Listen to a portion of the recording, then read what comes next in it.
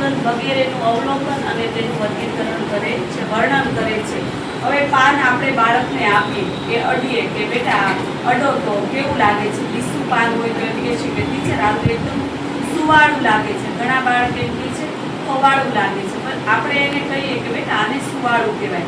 પછી માનો કે પારસ પીપળો છે, આસોપાલવ છે, એનો બાળકને આપણે સ્પર્શ કરાવીએ કે બેટા આડો તો કેવું લાગે છે, તો બાળક કહેશે કે ખરબચડું લાગે છે. બરાબર.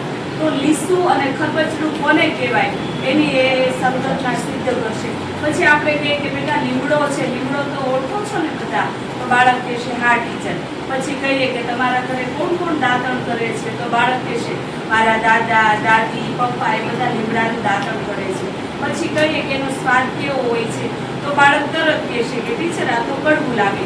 પણ આપણે એને સમજાવીએ કે લીમડાનું દાંતણ છે એ આરોગ્ય માટે સારું છે અને અઠવાડિયામાં બને ત્યાં સુધી એકવાર તમારે દાંતણ કરવાનું. પછી કરંજ છે, કણજી છે, બરાબર, એનું દાંતણ તમે કરો તો દાંતનો દુખાવો એનાથી મટી જાય છે. પછી એવી રીતે એને ઔષધિ વનસ્પતિ છે, માનો કે તુલસી છે, આમાં અવેલેબલ નથી પણ તુલસી અરડુસી છે, એ બધી ઔષધિ વનસ્પતિ છે. તો જ્યારે આપણને શરદી થાય, ઉધરસ થાય તો આદુ, હળદર, તુલસી એ બધાનો આપણે અરડુસી ઉકાળો કરીએ અજમા, તો એ આપણને ઔષધ તરીકે કામ આપે છે.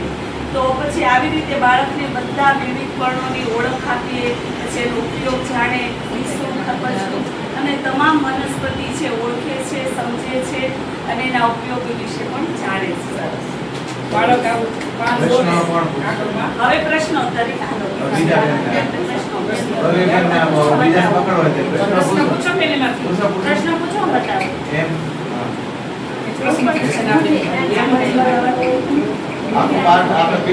પ્રશ્ન પૂછવાના છે આપણે.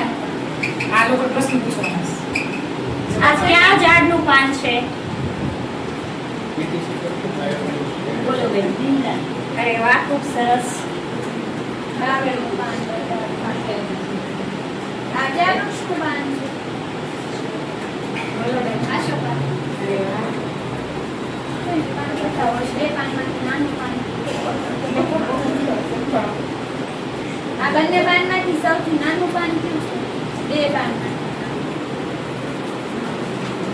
લીમડા.